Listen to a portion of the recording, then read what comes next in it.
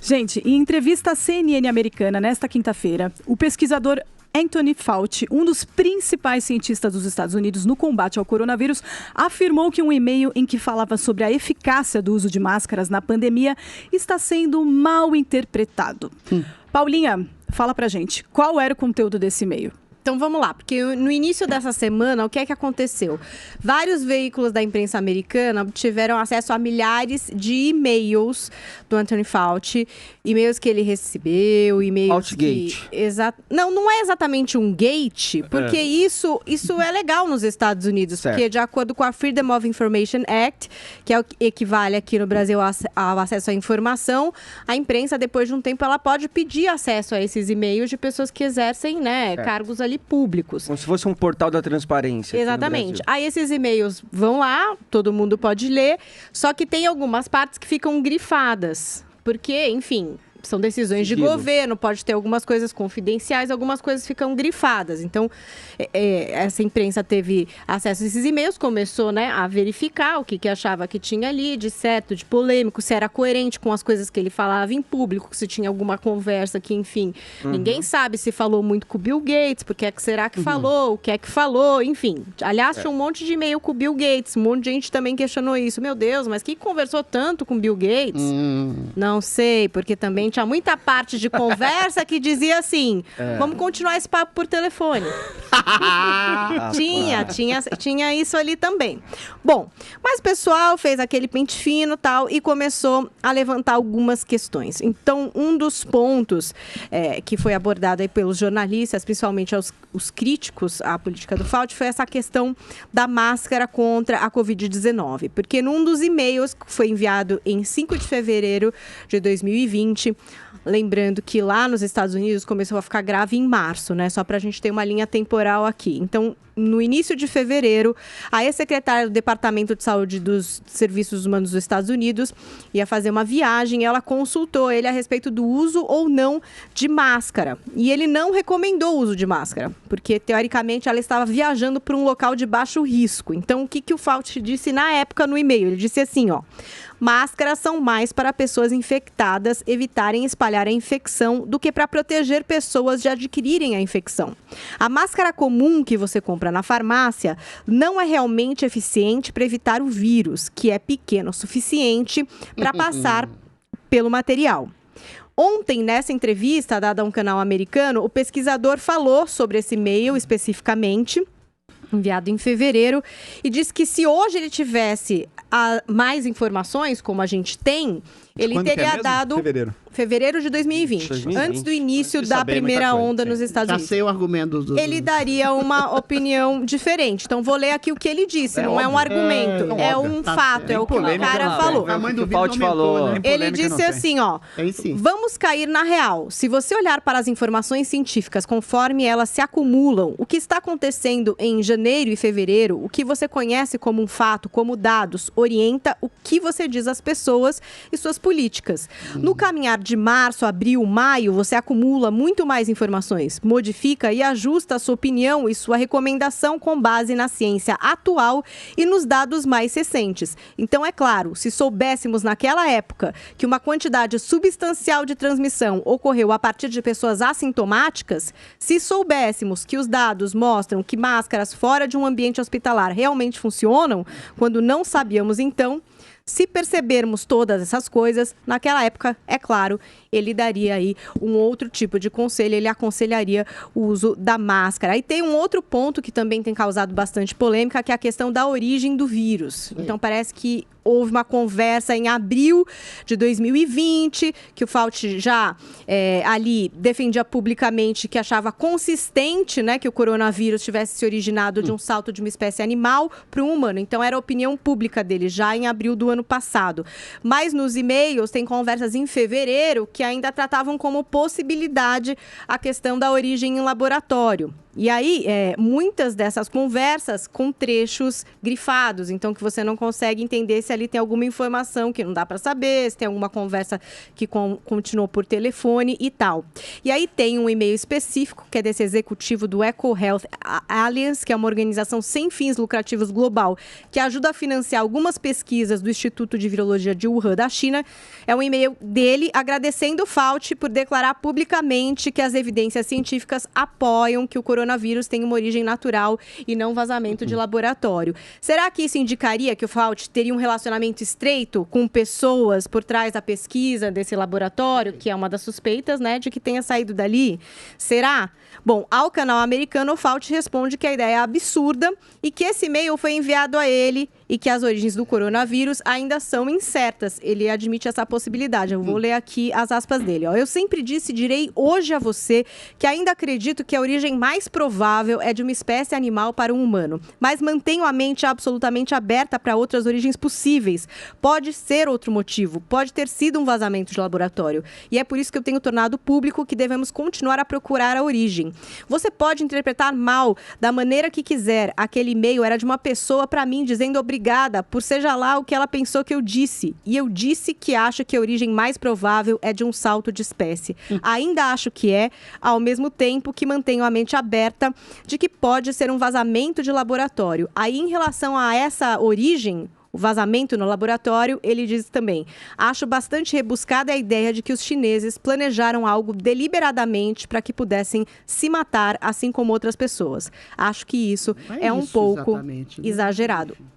Agora você briga com o Fauci, eu só tava trazendo o que ele falou. Eu quero saber de onde vai sair a polêmica, vai, Adriano, eu não tô nem entendendo. Picaretagem, hein? Pegaram uma declaração do cara de fevereiro de 2000. E-mail normal em servidor do Estado americano. O tamanho do vírus aumentou? O tamanho do vírus aumentou? Explica a polêmica. Explica a polêmica. Explica, qual que é o problema? E total. As teorias da conspiração, que até ontem eram passíveis de censura, perseguição, eu mesmo tive posts meus deletados, porque eu falava da possibilidade da origem, por exemplo, do vírus em laboratório chinês. O Fauci, calma lá. O Fauci, eventualmente, ele é espertinho e diz assim, não, a China não iria alimentar um vírus que pudesse matar a própria população, mas não é esse o caso. O problema é a irresponsabilidade de um vírus ter sido criado em laboratório, sabe-se lá com um tipo de objetivo, que possa ter escapado e que, eventualmente, depois a gente já conhece a história. A irresponsabilidade da China disseminou esse vírus para todo mundo, coisa com a qual a China está lucrando. E quando você dizia isso de maneira explícita em redes sociais, aventava essa possibilidade, o que acontecia? Seus posts eram deletados, você era chamado de terraplanista, chapeuzinho de alumínio, tudo isso, cada vez, né? Aprendeu ontem, né? O chapeuzinho de alumínio tem razão. Amor, não fui eu que fiz, não fica bravo comigo, não. São as pessoas que te enxergam assim. Adriles, chapeuzinho de alumínio tinha razão.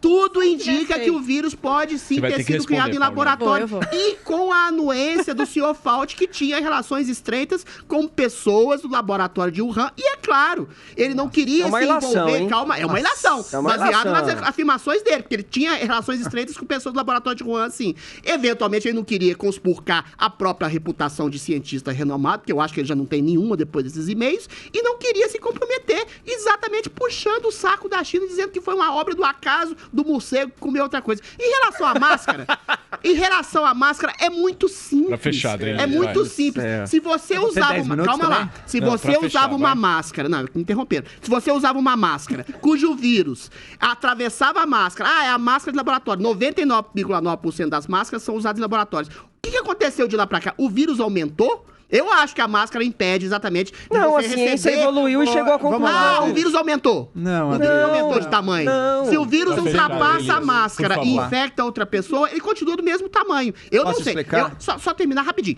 Eu sou a favor do uso de máscara para que pessoa infectada, como o Fauci disse, não jogar perdigoto na cara do Joel, coitado, que eu tô jogando um tanto, e eventualmente isso diminui um pouco. Mas a máscara como medida profilática salvadora do universo, eu também não acredito. É mais uma medida. Joel Pinheiro da Fonseca Fonseca, você entendeu a polêmica? E ele errou. Eu acabei entendendo, mas acho que é construída em bases totalmente ilusórias, que não tem absolutamente nada nesses e-mails. Dele, cara. Não, os e-mails mandados pelo servidor do governo ainda, tornados públicos. Realmente. O cara está discutindo normalmente as diferentes medidas científicas. Tem várias opiniões. Ninguém disse que máscara é panacea que vai salvar todo mundo. Pelo contrário, nem o Fauci. Tanto que ele mesmo diz, olha, usem máscara, mas é preciso isolamento, é preciso distanciamento, é preciso um monte de coisa. Então ninguém jamais defendeu que a máscara fosse a solução para tudo.